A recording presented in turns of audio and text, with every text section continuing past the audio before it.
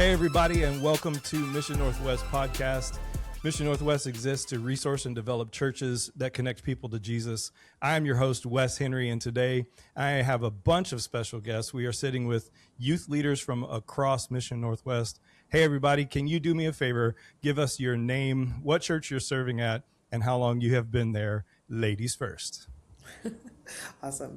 My name is Kira Smith. I am the youth director at Kent First Church, and I've been here for about a year and 3 months. Oh, wow. New. That's awesome. I dig it. Yeah. Mm-hmm. Hi, my name is Hua Ming Newman. I'm the youth pastor here at Palouse Federated Church, and I've been here for 5-6 years. Awesome. There you go. And then I'm Dylan McElreath. I'm the youth pastor over at Grace Church in Chehalis, and I've been there for just over 5 years. Very cool. Dylan, you guys survived the construction. How's it going over there? It's going so great, minus the fact that our chairs have still not shown up yet. Oh no, man. Yeah, it's a lot of plastic chairs and uncomfortable butts, but we're making it. Yeah. You know, I was once told by a pastor, the heart can only take in what the butt can endure. So we need them chairs, man. Yeah, for sure. That's pretty much where we're at. Awesome. So, hey, I got a bunch of questions for us, but before we do all of that, I just want to make sure that I say, hey, let's just have fun with this. You know, a lot of people who are going to watch this episode are going to have some of the same questions that you guys will be answering. And so let your wisdom come out no matter how long you guys have actually served in a position. And actually, I do have one follow-up about ministry. Again, ladies first, how long have you actually been in a ministry setting? How long have you been in a ministry setting? I've been in a ministry setting for over 20 years. I served in various different churches and nonprofits in the youth department always. And so, yeah, that's how long I've been in ministry. All right, sweet. And I've been in the ministry for about 8 years. Started as a volunteer back in December of 2018. Awesome. I have been serving for 15 years, I think, starting in like a volunteer position and always in youth ministry. Okay. So like you started when you were 8, right? Because you look pretty so much young. Yeah. You know, that's all the filters that we put on the camera. It covers the right? bags under my eyes and all of that stuff. So good. Yes. All right. Well, cool. That's a great segue actually into, so then the question that I want to ask is, did youth ministry have anything to do with you coming to Christ? Did youth ministry have anything to do with you coming to Christ? Yeah, well, for me, it has definitely impacted me. I mean, I grew up in the church. Actually, I've been in this role at this church for a year and 3 months, but I'm not new to this church. I grew up in this church from kindergarten to senior year. And then I took a 20-year hiatus, and then I came back a year ago, about 2-3 years ago. And so, but my youth director and my young life leader was all the same person, Danae Curl, and she was the youth director here, and she impacted my life greatly. I think her care and her concern and her passion for youth and connecting them to the faith really stirred my heart. She has taken me on a lot of trips. She has just really mentored me, taken me a lot of leadership roles. She gave me my first leadership role when I was a junior in high school to be the junior high youth intern. And so leading that group. And so, yeah, I would say that youth ministry has impacted my life greatly, and I'm very thankful for it. Awesome. What about you guys? Yeah, for me, youth ministry was a big contributor on me getting my degree. I started volunteering and didn't really think of anything of it. And then COVID happened, and that changed my whole trajectory on where I wanted to go. And I decided to go to college to get a youth ministry degree. Awesome. Yeah, COVID changed a lot for a lot of people, so that's really cool. Yeah, I mean, I think youth ministry was kind of essential for my salvation. You know, I did the whole grew up in church, kind of like you, Kira, and it was, I think I could intellectually sort of believe in the concept of Jesus prior to youth ministry, but that it was only in the process of working through those with my youth pastor and my youth leaders over the years that they really made the loving kindness of God accessible and approachable to me. And so, and giving me ability to do leadership and, letting a 16-year-old preach, which was a terrible idea. And yeah, just providing those leadership roles and letting me get to see what ministry feels like and getting to show me the love of Jesus. It was essential for my salvation and, essential for me getting into ministry. Mm-hmm. Yeah, very cool. Very cool. I was able to do that at a very young age. And so it wasn't youth ministry, it was actually children's ministry, which is where I started it all. So anyway, this isn't even about me, so I'm not even going to say that anymore. But it's about you guys. I have a couple more questions for us. And so having been in your role for as long as you guys have been, that there oftentimes can be for lack of a better term, sort of a barrier in communication between like youth leaders and their senior leaders or, lead pastors, senior pastors. What do you know as a youth leader, as a youth pastor, youth minister, whatever your title is, what do you know that you wish your senior pastor would know, either about you or the position or about the youth culture in general?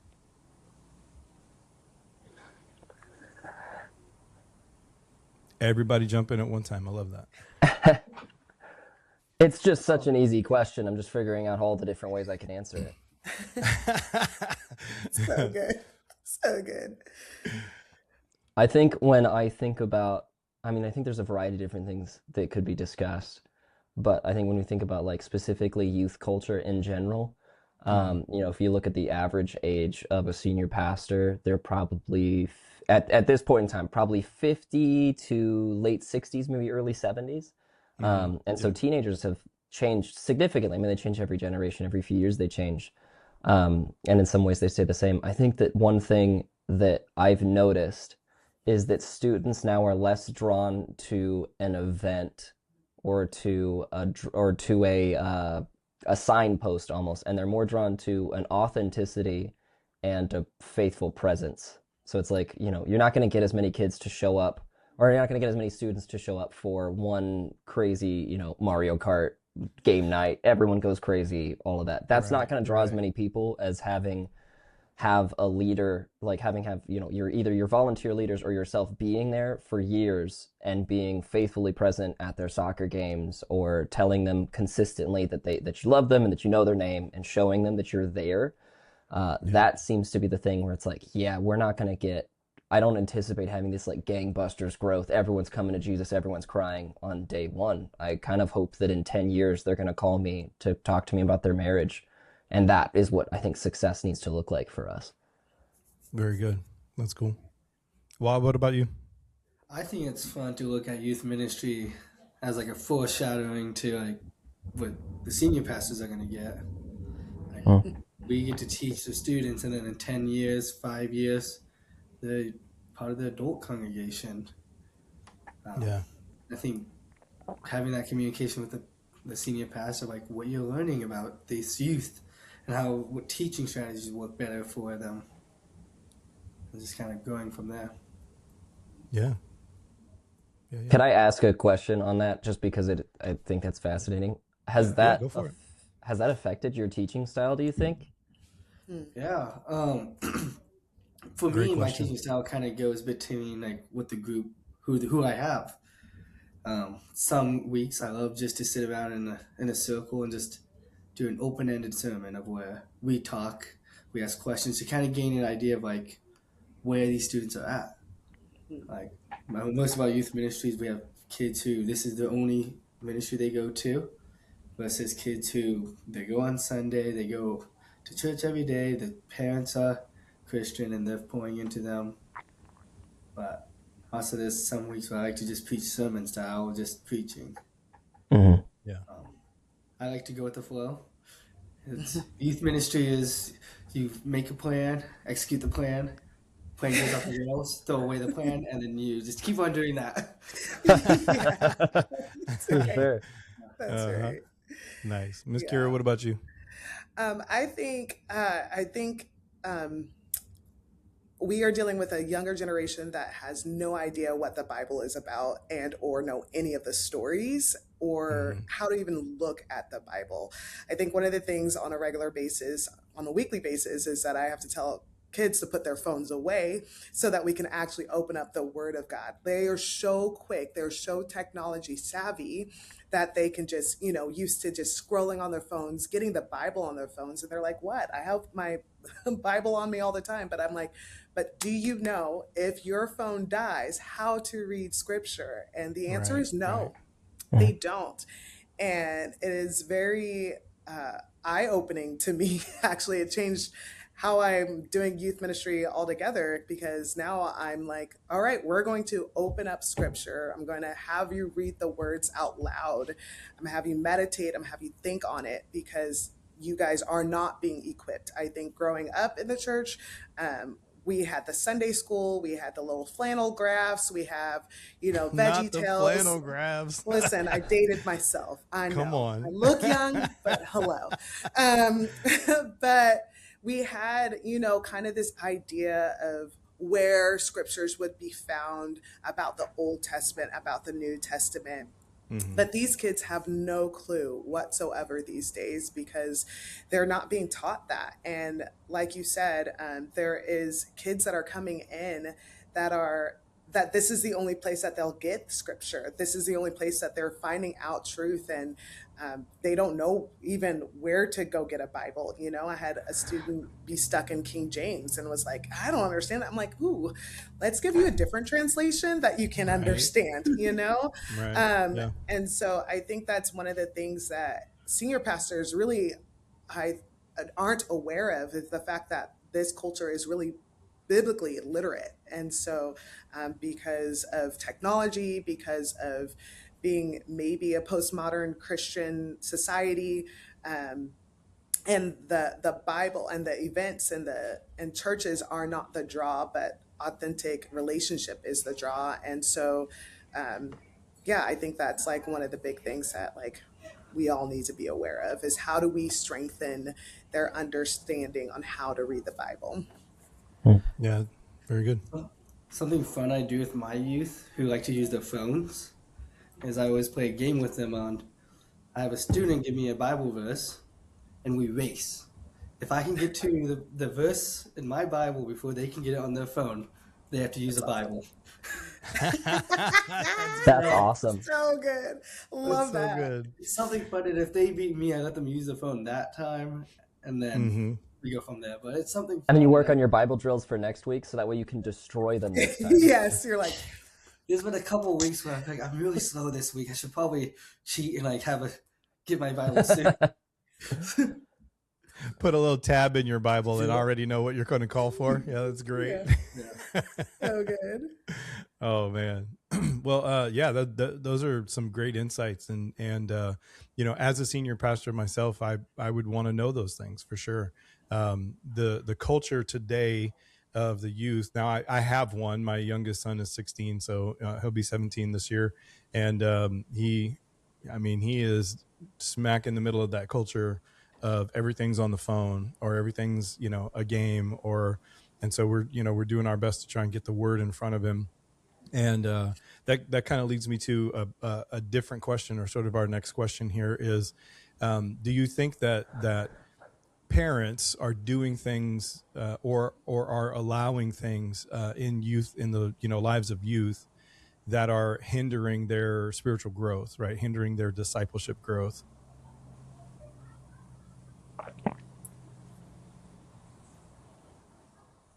I mean, the answer has to be, of course. I mean, I don't think we've ever I don't think there's ever been a generation that we could say that it's like they crushed it. Like it's been very clear that the kingdom is lived Right. loudly in their parents.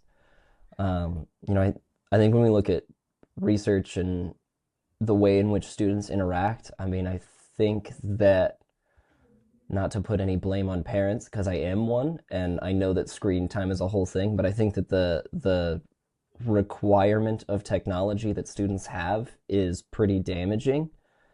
Um, and so that, like, the way that students interact and think is just uh, less critical than it used to be. The thoughts that they're able to think are less robust. And I think that probably that, being able to play video games for 6 hours a day, or having a phone that's constantly on you that is communicating a message that is anti the kingdom of Jesus, is a pretty big factor. And the students that I see that don't have that as much are the ones that are typically exhibiting signs of a more robust faith. That's good. Yeah, I would say that, being a millennial myself, I get it. I don't have any kids, but I've definitely been around kids a lot. And I think one of the tough things is that, like, as millennial parents have gotten to be is more into their feelings instead of like actually giving them truth or what they need or discipline. We've kind of like stirred away from that, and in that same breath they've kind of like not disciplined themselves. And so what I am ultimately saying is that how we live matters. And if the kids are seeing the discipline of the parents, of getting into their word, of sharing their faith, of praying on a regular basis, and they're modeling that to their kids, and also kind of teaching them the consequences of their actions and giving them a full decision and not just catering to their emotions, or just to get rid of like the cries or the whining or whatever. I think just sitting with them in that and helping them cope through those things, and like teaching them how to like go to God when they're feeling upset, go to God when they're angry or something of that nature happens to them. I do see that how parents live, and typically how parents live out their faith and model their faith in the home, really does impact the students and how they view God. If the parents are like, yeah, go to church, it's really good for you, I want you to have good moral values, but they themselves aren't doing it, and they're just kind of like just wanting to go with the flow of things, or they don't take their faith too seriously, it really does rub off on the kids, because in their theology, their perspective of God is just like, well, if my parents are this way, then like so can I, and like they live a pretty okay life, then so can I, and so it makes it harder to see the importance of our faith and how it impacts our life on a regular basis. Yeah. So Yeah, that's one of my good friends who's in mental health talks about that a lot, and he uses the word resiliency of like we are a less Yeah. resilient people, and we're raising even less resilient people, Yeah. and that deeply affects us when we're approaching God in suffering, because what we're communicated is like, well, you shouldn't suffer, that's your only thing. But that what it seems like the message of Jesus is like, no, you will suffer and you will continue to suffer, but do we suffer well, and does it point us to Jesus? And if we can't show that, yeah, that was a really good point. Thanks, Kira. yeah, very good. My demographic of my youth is 90% of them are not from church homes. 90% of them, the parents don't care about faith. I always think it's interesting how parents use youth group as a punishment. How if the kids Right. Yeah. misbehaving That or part. something's going on, it's like, That part. let's take away youth group. And I see it even with church homes, with families who are Christian. I always think it's funny to think about that's the punishment, instead of like they should make them want to go to church more. But that's where I see a lot of my kind of issues with families, is just that they use ministry as a punishment for the kids. They're doing bad, then they don't get to come. Yeah. I'm also very blessed that these unchurched families are willing to send their kids to a church youth group. Like, they know what we're teaching, they know what we're doing, and yet they're still doing it, even though they might not believe it. Yeah. Yeah, I'm pretty sure that's across the board for all of you guys, though, too. That kind of steps into the idea of, so what if the parents are unchurched? Have you seen a difference in desire to follow Jesus for those who have parents that are unchurched, and the youth who have decided to follow Jesus? Do you deal with that? Do you see a difference in, you know, in the way that they act and their desires and all of that? I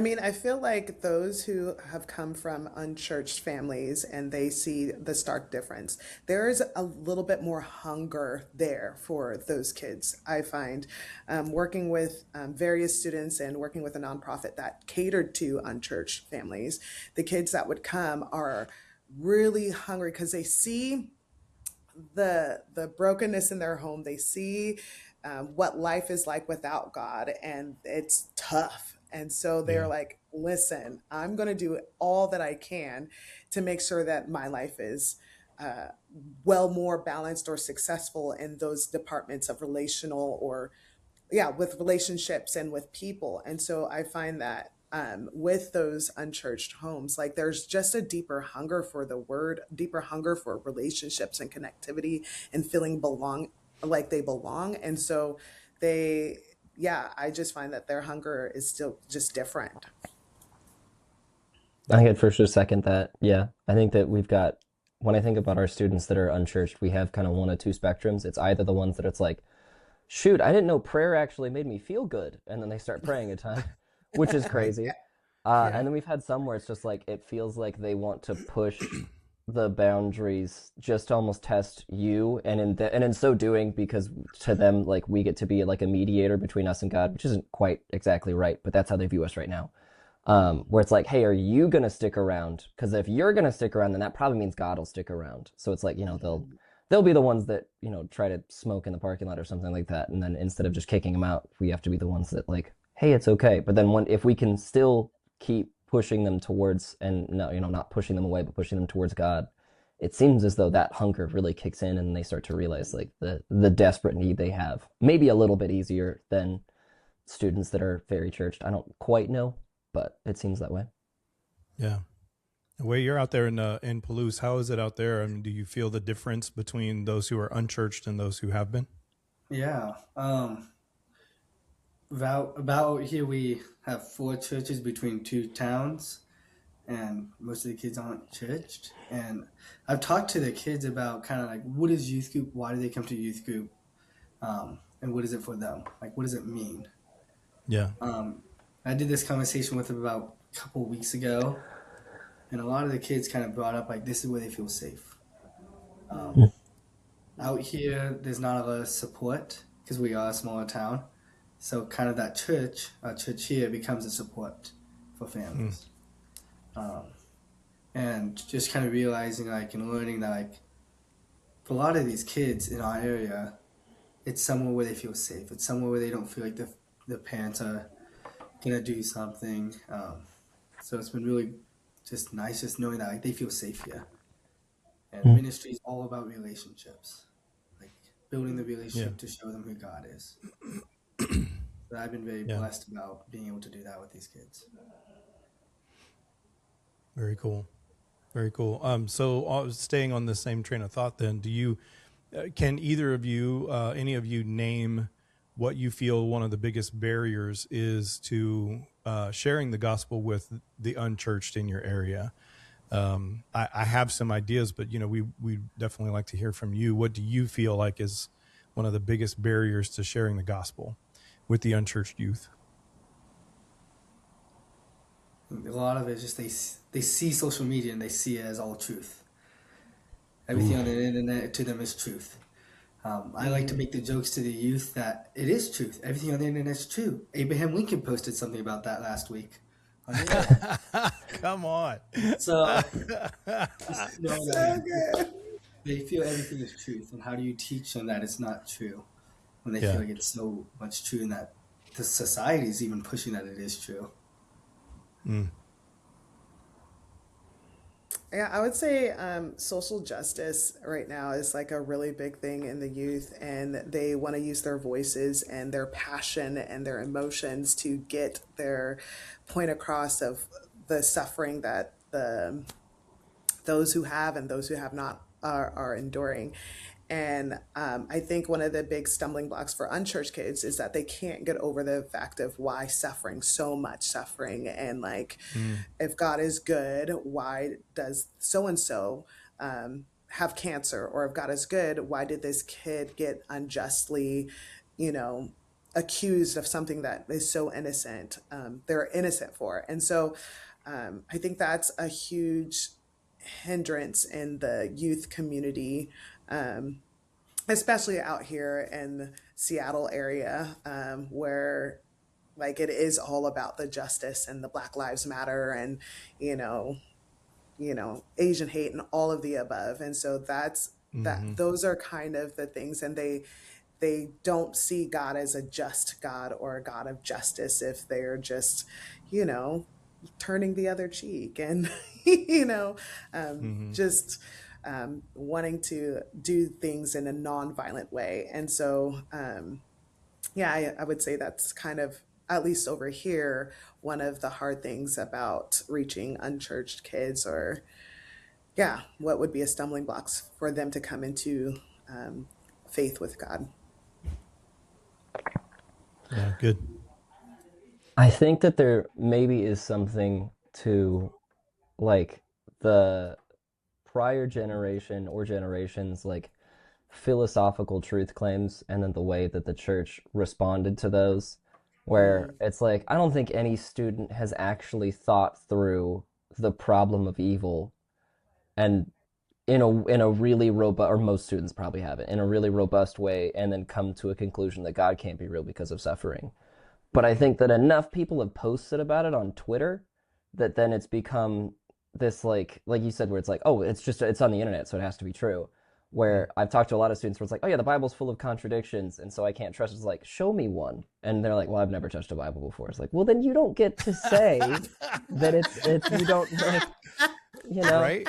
Yeah. And so I think it's almost it's like this like weird mixture of this, like, we have all this baggage from people outside the church and people in the church who said stuff that were just not wise, or not in a loving way, or not in the way that Jesus would communicate.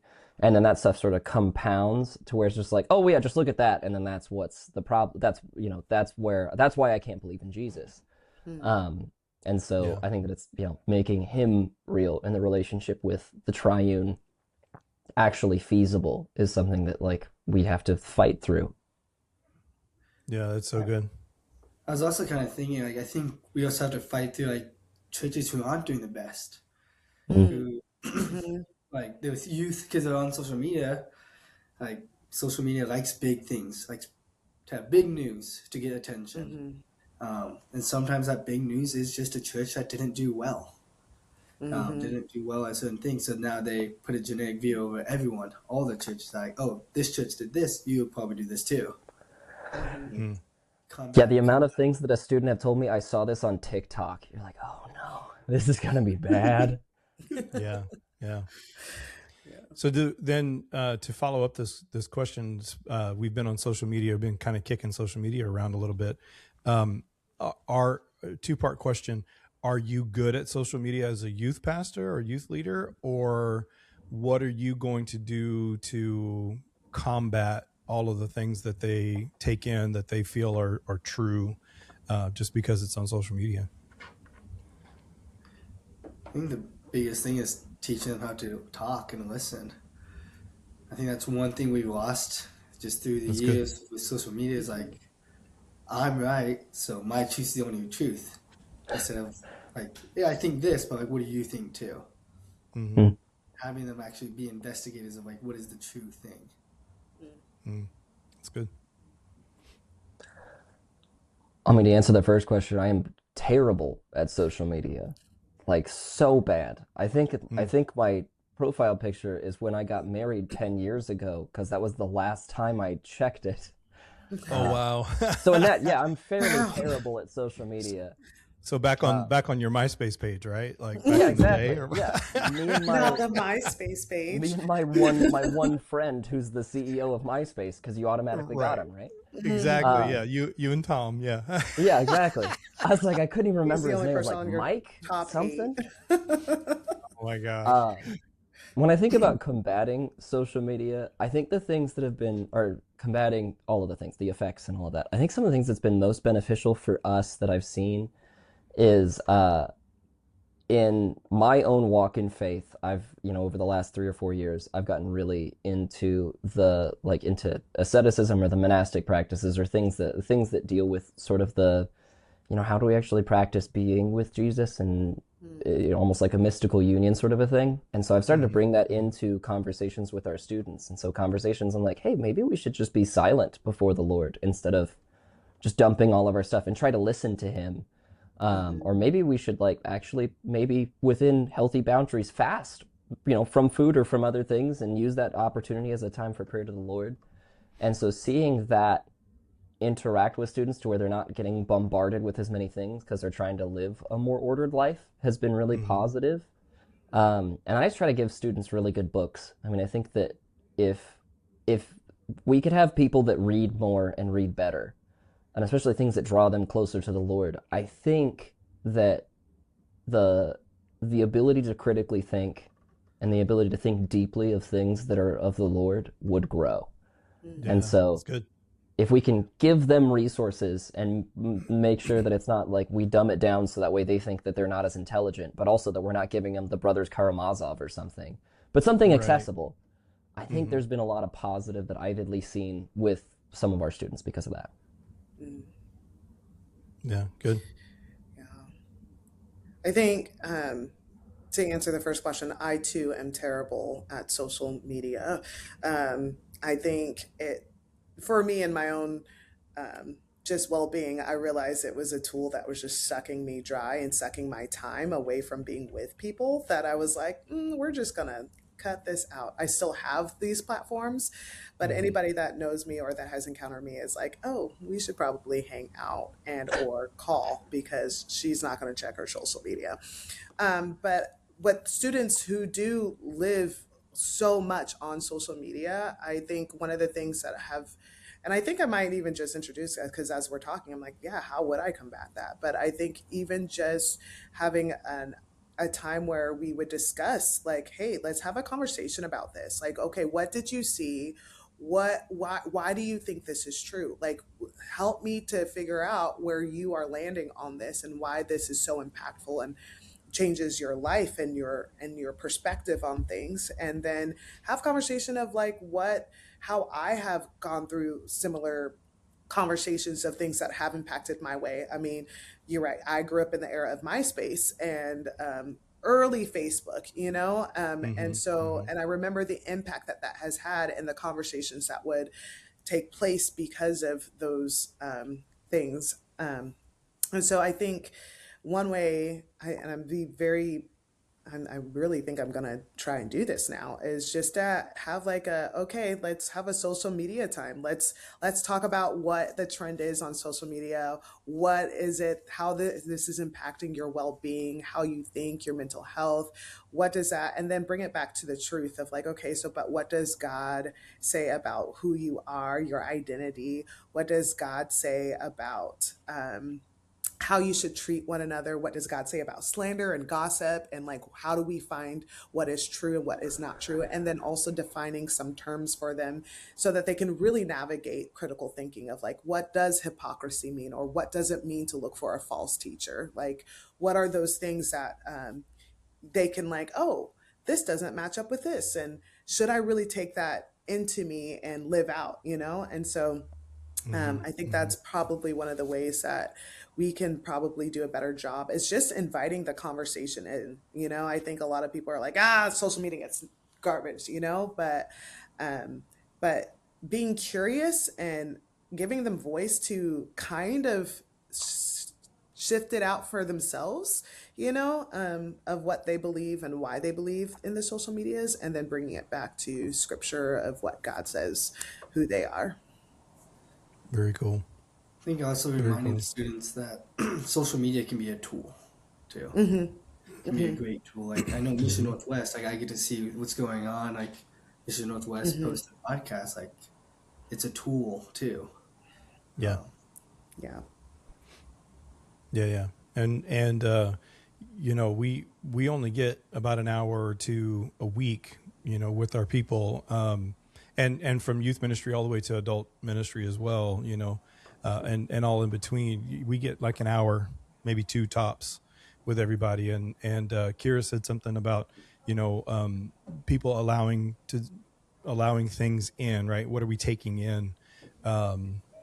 So what we give them in that hour has to be, all gospel. It has to be all Jesus. It has to be all, his way and his glory kind of thing, his kingdom, because for the rest of the week, they're taking in so much other garbage.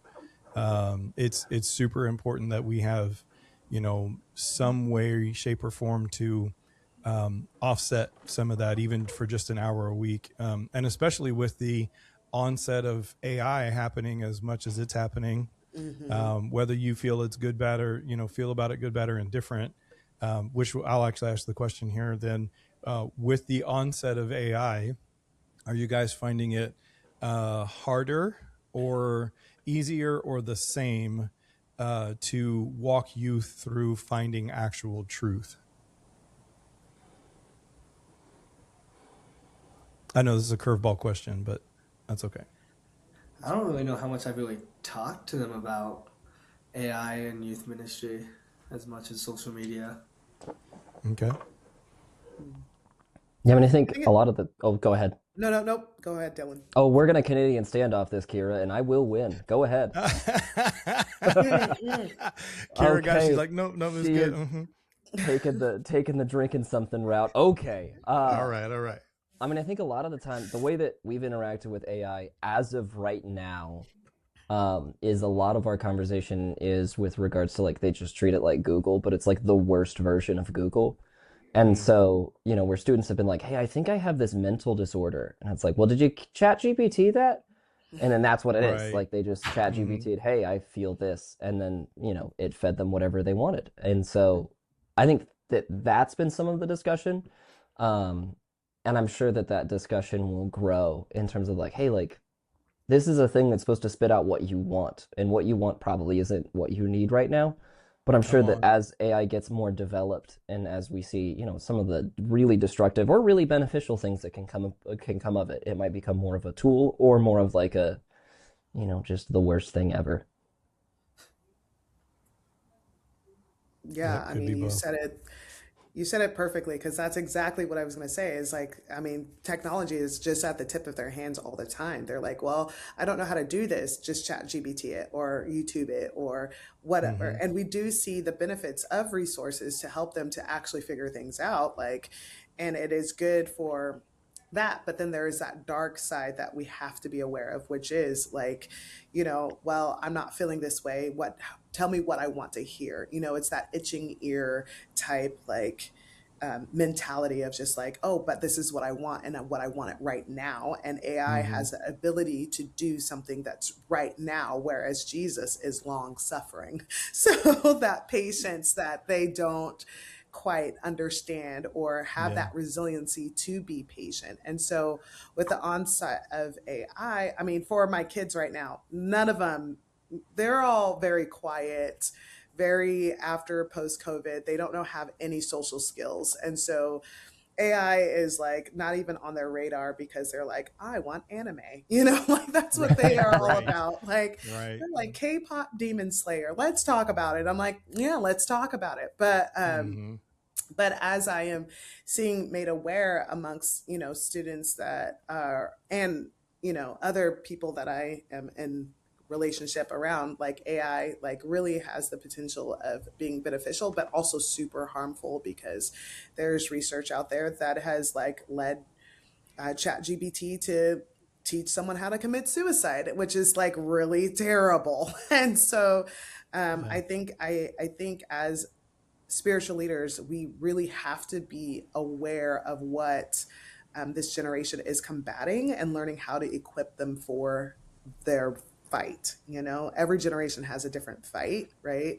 But this next generation has the fight of technology in big ways and instantaneous reactions and instant gratifications right now in a way that we have never experienced before. And so being made aware of that and just trying to, equip them in the best way to say, hey, let's actually slow down and like, let's really think about this, versus like, yep, just get it right now. Yeah. I do think, in sort of seeing the way that students have communicated about AI, and also, the rest of the world, it's not just students, but I think, and this is not a fully thought out idea, but I think that it's almost like the next Babel for us, where over the course of history, we've always tried to make something that we can say, now we act in the place of God, and AI creates. And so in some sense, we've pretended like we've created something that can create, and so we're becoming little gods. And it's obviously does that poorly, and we've seen six-fingered ads that were like, well, that's clearly not legitimate. Like, it's not a good God that we've done. But I think that students can kind of go in that direction of like, this is the thing. This is my solution. This can make me feel better. This can get me an A in my calculus class. This can get me a girlfriend if I ask it the right question, which is exactly what students want when they pray. And so, I think that if we approach it correctly, and see it as like, this is a tool, it's not a device, it's not a God, it's a very poor substitute for the long suffering and steadfastness of Jesus, it could be beneficial. But right now I'm pretty scared of it. You guys can borrow that from Dylan, by the way. That's what students want when they pray. I mean, that's a whole that's a whole message series right there, like That is locked and loaded. Come on, Dylan. Hey, I bring have it. been a high schooler before, so At one time, yeah. at one time. Very nice, very nice. Okay, two questions, and then we'll get out of here. Another curveball question for you, but it should be pretty easy. Describe the culture of the young people in your area, because I'm looking at three completely different areas here: Eastern Washington and urban Seattle-ish, and then Chehalis area. So, describe the culture of the young people in your area for us.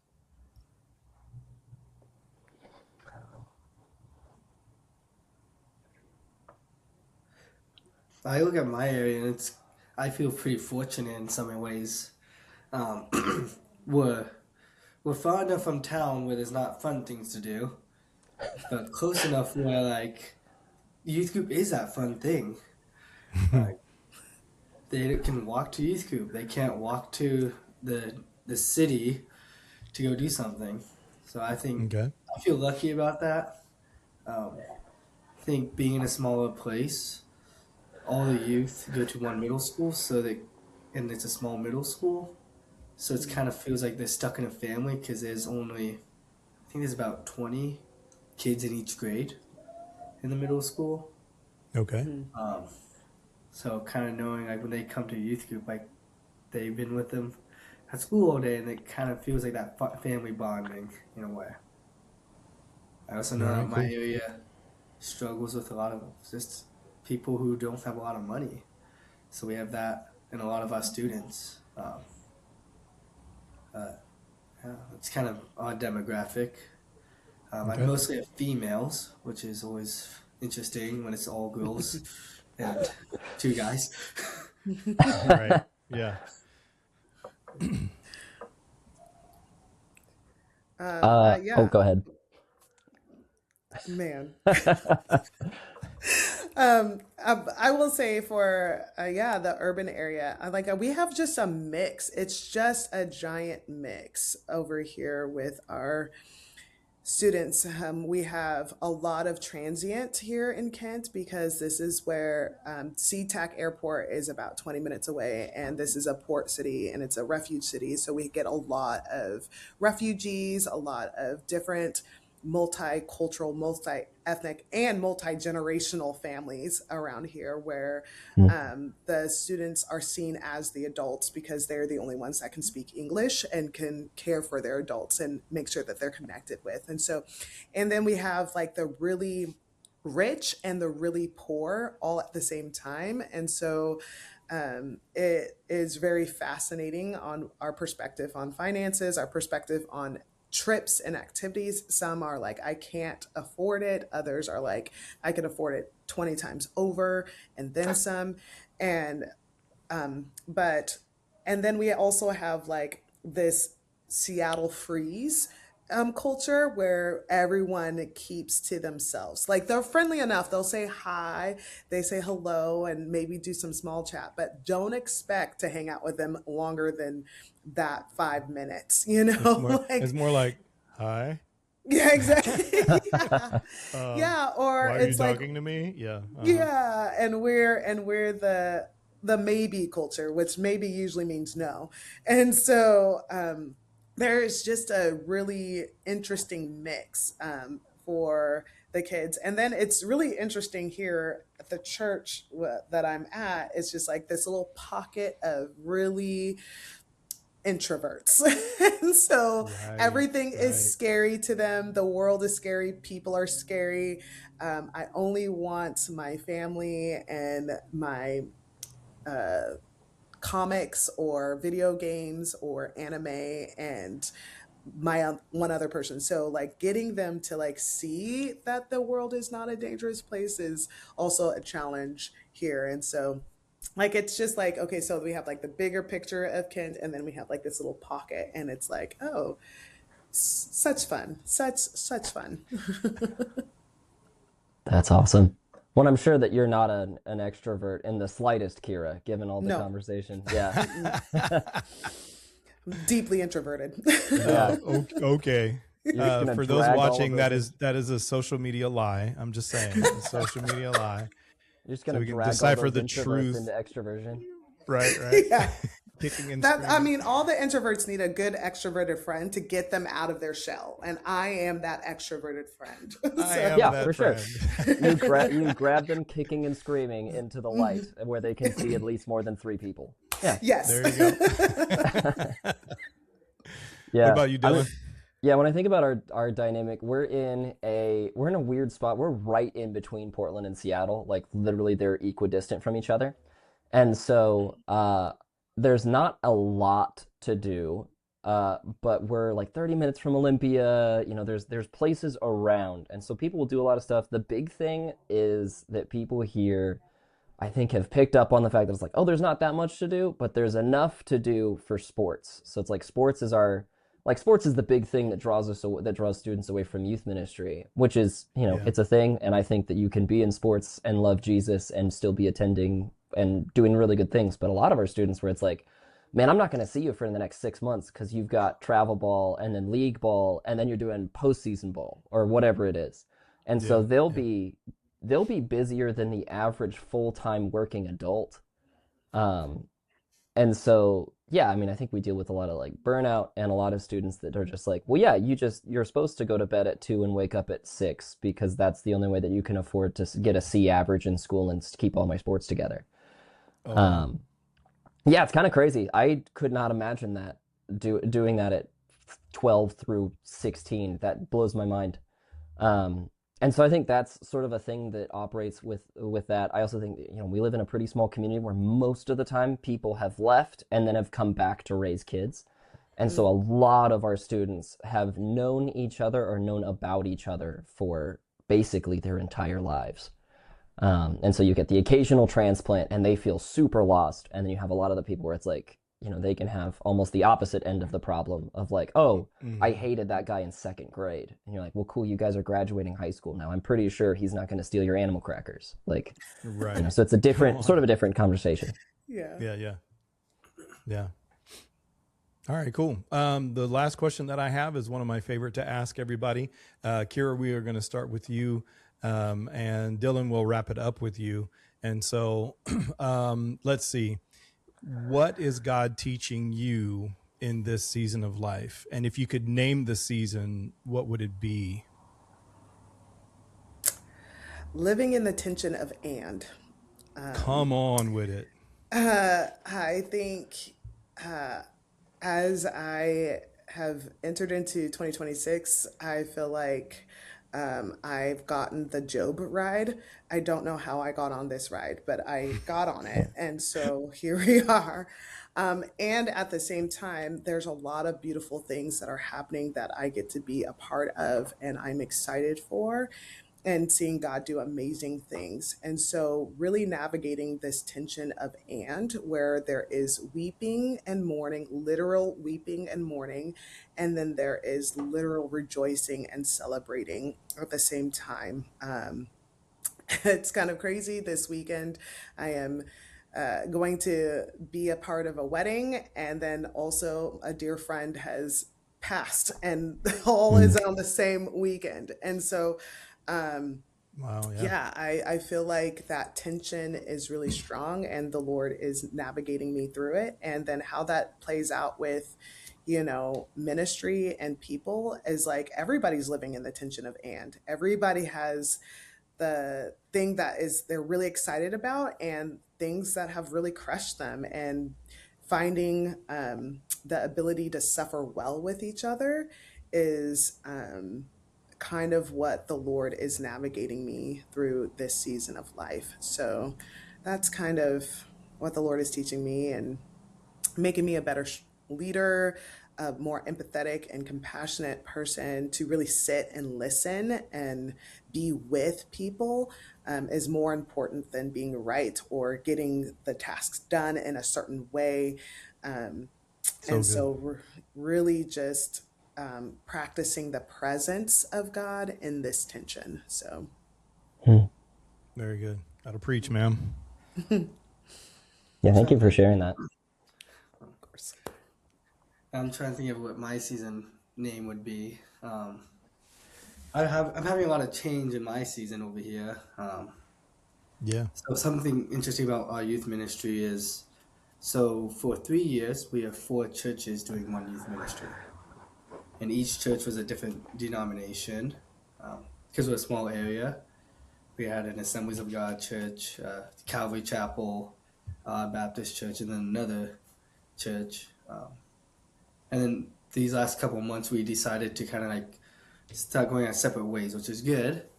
The other town that we used 2 churches with, they decided to start a youth ministry, which is awesome. That's something we've been praying for. But with that, it came with a lot of changes.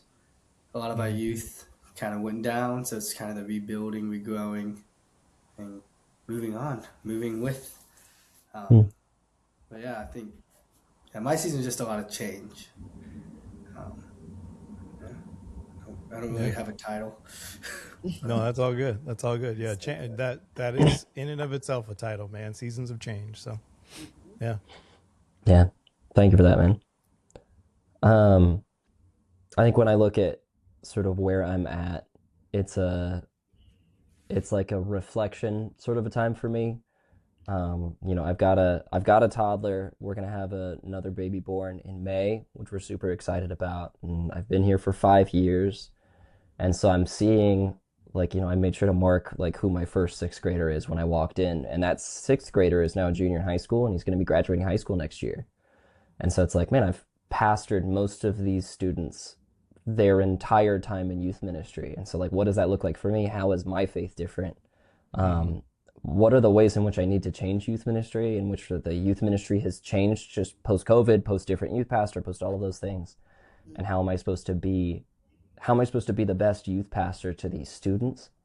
And so I think a lot of the things that I'm learning from the Lord, or the things that God's teaching me, is like, I think about like 1 Kings 19 a lot, and sort of just like when Elijah goes off into the wilderness and asks that he could die, and God shows up and he comforts him in a way that only God can, and then says that it's not up to you. Like, there's a succession plan. You're not the one who's going to save Israel. Like, I will. You just get to be a part of it, and you get to rejoice in that. And so I think that it's like I've just needed to learn over these last 6 months, year, I mean, my entire life. But it's been the sufficiency of Jesus, that like he saved me. I didn't do anything for it. He's the one that's leading the ministry. I just get to be there and get to show up for these kids.